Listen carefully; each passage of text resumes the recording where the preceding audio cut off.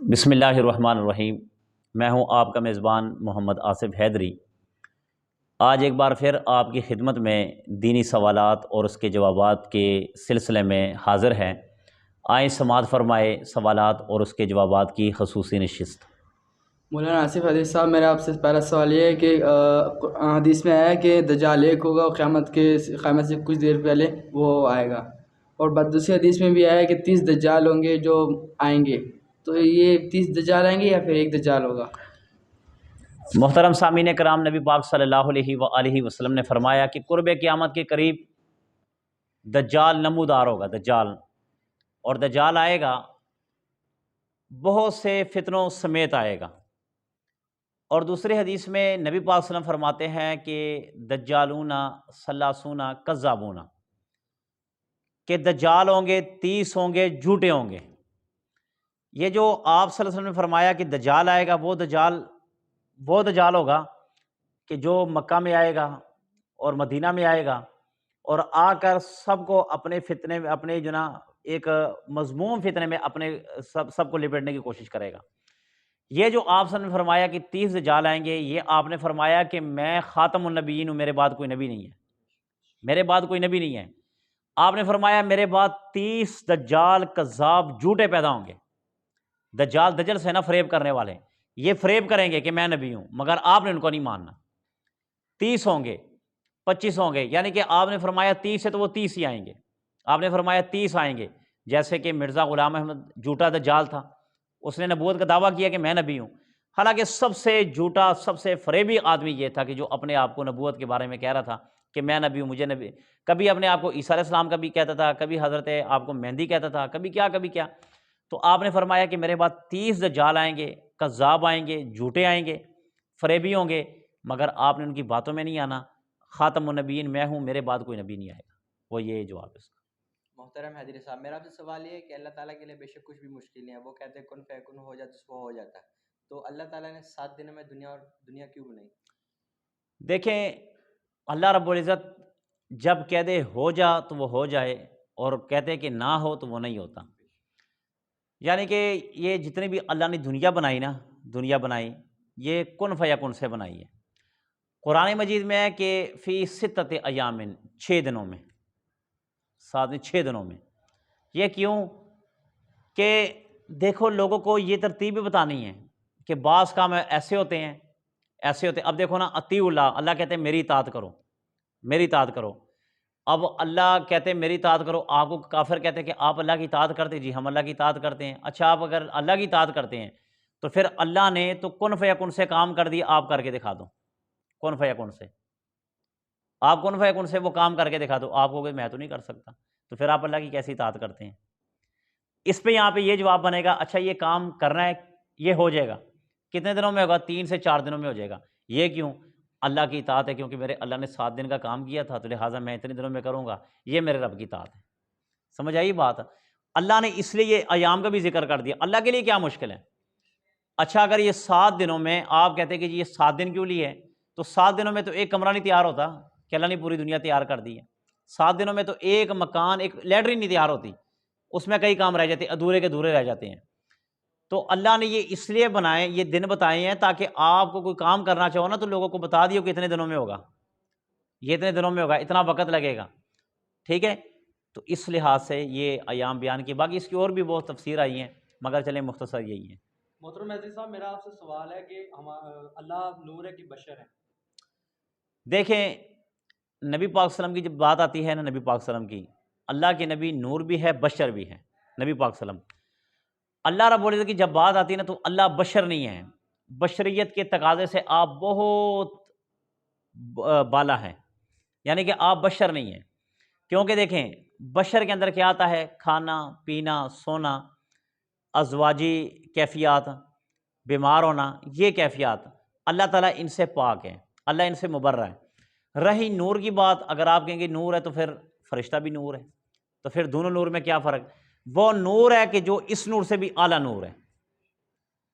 اب دیکھیں نا، انسان، اب سارے انسان، اب انسان سارے ایک انسان ہیں، مگر جو امیر ہے وہ بھی انسان ہے، جو غریب ہے وہ بھی انسان ہے، جو بیمار ہے وہ بھی انسان ہے، جو تندرست ہے وہ بھی انسان ہے۔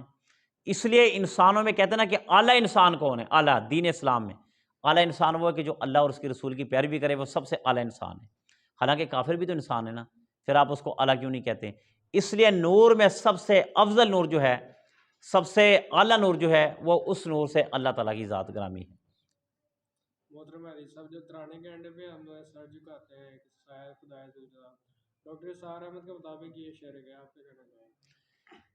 دیکھیں کہ اسکولوں میں یہی ہوتا ہے کہ جب استاد آتے ہیں تو لوگ جھک جاتے ہیں، کوئی بڑا پیر آئے اس کے آگے جھک جاتے ہیں۔ یہ جھکنا حرام ہے، یہ شرک ہے، اور شرک کے بارے میں اللہ تعالیٰ کی ذات قرآن مجید فرقان حمید میں فرماتی ہے، ان اللہ لا یغفر ان یشرک ویغفر ما دون ذلک لمن یشاء۔ اللہ کہتے ہیں کہ شرک کے علاوہ میں جس کو چاہوں معاف کر دوں، مگر میں مشرک آدمی کو معاف نہیں کروں گا، اس کی قطعاً معافی نہیں ہے۔ یہ جو استادوں کے آگے جھکنا، اسی طرح جھنڈے کے آگے جھکنا، یعنی کہ دیکھیں اس طرح آپ جھنڈے کے آگے جھکتے ہیں، جھکنا صرف ایک اللہ کی ذات کے آگے، یہاں تک کہ نبی پاک صلی اللہ علیہ وآلہ وسلم نے اپنے آگے بھی جھکنے سے منع کیا۔ پھر جھنڈا کیا چیز ہے؟ پھر استاد کیا چیز ہے؟ پھر ماں باپ کیا چیز ہے؟ کوئی اس کے سامنے کوئی ویلیو نہیں ہے، کیونکہ جب حضور نے فرما دیا کہ جھکنا صرف ایک اللہ کے آگے ہے تو پھر اللہ کے آگے ہے۔ دوسری بات یہ ہے کہ جو ترانے کے اینڈ میں لوگ سر جھکاتے ہیں، آیا ان سے یہ پوچھا جائے کہ جو کہتے ہیں کہ سایہ خدائے ذوالجلال، یعنی کہ آپ اللہ رب العزت کے آگے جھکتے ہیں کہ یا اس جھنڈے کے آگے جھکتے ہیں یا اس ترانے پر جھکتے ہیں؟ اگر ان لوگوں کا نظریہ یہ ہے کہ ہم اللہ تعالیٰ کے نام پر اللہ تعالیٰ کی ذات کے آگے جھکتے ہیں، پھر تو بات الگ ہے، پھر تو وہ صحیح ہے۔ اور اگر وہ کہ جھنڈے کے آگے یا ترانے کے لیے جھکتے ہیں تو پھر یہ شرک ہے، اس طرح نہیں ہونا چاہیے۔ بلکہ میں یہی کہوں گا کہ جھکنا نہیں چاہیے، ٹھیک ہے، بے شک آپ جس کے لیے مرضی، کیونکہ موقع محل جھکنے کے خلاف ہے۔ اگر آپ جھکیں گے تو آپ کو کوئی اور دیکھے گا، وہ کہے گا یار یہ آپ جھنڈے کے آگے جھک رہے ہیں۔ جھکنا صرف ایک اللہ کے آگے، اس لیے نماز جنازہ میں سجدہ نہیں رکھا گیا، کیوں کہ شرک کا شیبہ نہ پیدا ہو جائے کہ آپ میت کو سجدہ کر رہے ہیں، اس لیے نماز جنازہ میں سجدہ نہیں رکھا گیا۔ ویسے وہ تمام حرکات و سکنات نماز والی ہیں۔ سر میں ایک سوال ہے، اگر اللہ تعالیٰ کے ہاں جھکنا ہے، اللہ تعالیٰ کے ہاں سجدہ کرنا ہے، ٹھیک ہے، جھکنا ہوتا ہے، تو اس کے لیے تو قبلے کا رخ بھی تو ہونا چاہیے، وہاں پر قبلے کا تو رخ ہوتا ہی نہیں ہے۔ دیکھیں قبلے کا رخ نہیں ہے نا، قرآن مجید میں للہ المشرق والمغرب فأینما تولوا فثم وجہ اللہ، اللہ کہتے ہیں مشرق بھی میرے لیے، مغرب بھی میرے لیے، جس طرح مرضی جا کے سجدہ کرو، سجدہ میرے لیے۔ سمجھ گئے؟ صاحب میرا سوال یہ ہے کہ میرے بیان میں سنا ہے کہ آپ پورے ہفتے کی نماز ادا نہ کریں، آپ جمعے کی نماز پڑھیں تو آپ کی جو پچھلی نماز ہے وہ بھی ادا ہو جائے۔ یہ جس مفتی نے کہا سانو بھی دس دیو، یہ تو بڑی دیکھیں نماز نہ نماز، نبی پاک صلی اللہ علیہ وسلم نے فرمایا کہ نماز فرض ہے، میری آنکھوں کی ٹھنڈک ہے۔ اور یہ جس نے کہا کہ پورا نماز آپ نہ ادا نہ کریں صرف، یعنی کہ پورے دن کی نماز آپ چھوڑتے رہیں، اور جمعے کی جو نماز ہے آپ اس کو پڑھ لیں، آپ کی نماز ہو جائے گی، یہ کسی حدیث میں نہیں ہے، قرآن کی کسی سپارے میں نہیں ہے، حدیث کی کسی حدیثوں میں بھی آپ کا اس کا حوالہ نہیں ملے گا، کسی والا میں نہیں ملے گا، بلکہ جو بھی اپنی طرف سے ہوگا وہ من گڑت ہے، بالکل بے باک ہے۔ اس حدیث کا اگر کوئی کہتا ہے حدیث میں لکھا ہوا تو وہ جھوٹ بول رہا ہے، اگر وہ قرآن میں لکھا تو یہ بالکل جھوٹ بول رہا ہے، اگر کہ کسی صحابی نے کہا یہ بالکل جھوٹ بول رہا ہے۔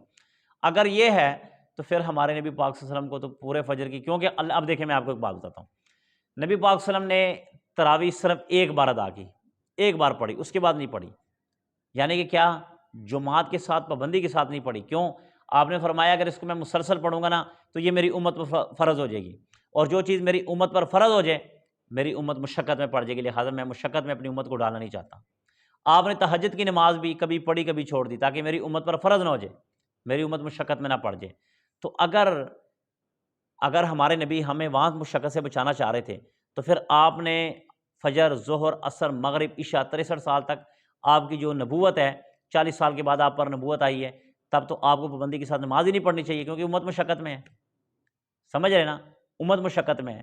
تو اس بندے کو یہ سوچنا ہے جو یہ کہہ رہا ہے اسے کہ خدا کے بندے اللہ کے نبی کا یہ عمل آپ کو نظر نہیں آ رہا کہ اللہ کے نبی نے تو اپنی امت کو مشقت سے بچایا، اور پھر فجر کی نماز سردیوں میں پڑھنا بڑا مشکل ہے، پھر گرمیوں میں عشاء کی نماز پڑھنا، ظہر کی نماز پڑھنا بابا بڑا مشکل ہے، پسینے آتے بندے کو، اور فجر کی نماز میں ویسا نہیں اٹھا جاتا۔ تو نبی پاک صلی اللہ علیہ وسلم نے ہمیشہ اپنی امت کو مشقت سے بچایا ہے۔ یہ جس نے بات کی یہ بالکل من گڑت ہے، اس کا کوئی قرآن حدیث سے تعلق نہیں ہے۔ اور کسی کا کوئی سوال؟ محترم حضرت صاحب میرا سوال ہے آپ صلی اللہ علیہ وسلم حاضر ناظر ہے. کسی نے مجھے کیا کہتے پہلا کلمہ کا ترجمہ کیا، جب پہلا کلمہ کا ترجمہ کیا کہ لا الہ محمد رسول اللہ، کہ اللہ کے سوا کوئی معبود نہیں، آپ صلی اللہ علیہ وسلم اللہ تعالیٰ کے آخری رسول ہے آ جاتا ہے کہ وہ کہتے ہیں اب تو ہے. اچھا، لا الہ الا اللہ، اللہ تعالیٰ کے سوا کوئی معبود نہیں ہے، نہیں ہے، ٹھیک ہے. آپ اسے یہ کہیں حاضر ناظر کی بات ہو رہی ہے. دیکھیں حاضر اور ناظر، ٹھیک ہے، حاضر کا معنی ہوتا ہے اس وقت میں حاضر ہوں، ناظر کا معنی اس وقت میں آپ کو آنکھوں سے دیکھ رہا ہوں، اس کا مطلب وہ ناظر ہوتا ہے. آپ اسے یہ کہیں کہ قرآن مجید میں لکھا یا ایھا الذین آمنوا لا ترفعوا اصواتکم فوق صوت النبی صلی اللہ علیہ وآلہ وسلم.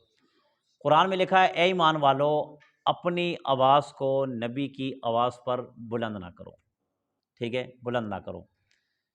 اگر آپ کہتے ہیں کہ ہاں آگے قرآن میں لکھا ہے کہ اگر آپ اپنی آواز کو نبی کی آواز پر بلند کرو گے اللہ تعالیٰ آپ کے اعمال کو ضائع کر دے گا، نہ آپ کی نماز قبول، نہ آپ کا حج قبول، نہ آپ کا کلمہ قبول، کچھ بھی نہیں قبول ہوگا، ضائع ہو جائے گا سارا. یعنی کہ مرتد ہو کے مرو گے، کافر ہو کے مرو گے، ٹھیک ہے، اگر ایسے کرو گے. اس سے کہو کہ ٹھیک ہے اگر آپ کہتے ہیں کہ جی حاضر ناظر ہیں تو پھر تو آپ مرتد ہو کے مرو گے، مرتد ہو کے مرو گے. وہ کہے گا کیوں؟ آپ خود ہی کہہ رہے ہیں ہے، اور جب ہے تو قرآن کہتا ہے کہ پھر اونچی آواز سے آپ بات نہیں کر سکتے، پھر آپ اپنی مسجد کے ممبر پہ تقریر اونچی آواز سے کیوں کرتے ہیں؟ نبی کی موجودگی میں آپ کی جرت کیسے کہ آپ ممبر پہ چڑھ کے تقریر کریں؟ نبی کی موجودگی میں کیسے آپ کو زیب دیتا ہے کہ آپ نبی کے مصلی پر کھڑے ہو کر آپ نماز پڑھائیں؟ نبی کی موجودگی میں آپ کیسے لوگوں کے سامنے واعظ اور تقریر کر سکتے ہیں؟ یہ تو صدیق اکبر کی ہمت نہیں ہے. صدیق اکبر نماز کے لیے آگے ہوئے، پیچھے سے حضور چھپ کے آئے، صدیق اکبر نے اپنی آنکھوں کی بصیرت سے دیکھ لیا کہ حضور پاک تشریف لائے، آپ مصلی چھوڑ دیا. حالانکہ اللہ کے نبی نے اشارہ کیا کھڑے رہو، مگر کہا یا رسول اللہ میرے اندر اتنی برداشت اور سکت نہیں ہے کہ میں حضور کی امامتی کروں. آپ نے پھر بھی آپ پیچھے ہوئے نبی صلی اللہ علیہ وسلم کو آگے کیا. اس نے کہا یار بڑا جگرا رکھتے ہو، صدیق اکبر سے بھی بڑا جگرا آپ کی سینوں کے اندر ہے. اگر یہی جگرا ہے تو پھر یہی جگرا ابو جہل کا تھا کہ وہ حضور کو اپنے آپ کو آگے چاہتا تھا. سمجھ گئے نا؟ تو اسے کہ اگر ہے ٹھیک ہے ہم مانتے ہیں ہے، ٹھیک ہے، تو پھر اسے کہ آگے آؤ قرآن کی اس آیت کا کیا کرو گے؟ لا ترفعوا اصواتکم، کہ اپنی آوازوں کو نہ اٹھاؤ. چلو اس کے لیے یہی دلیل کافی ہے، باقی اگر کوئی مانگے گا تو چلو کافی دلیل قرآن سے ہے، اس کے علاوہ اور کوئی. اسی کے ساتھ اپنے میزبان محمد آصف حیدری کو اجازت دیجیے. پاکستان تاجدار ختم نبوت.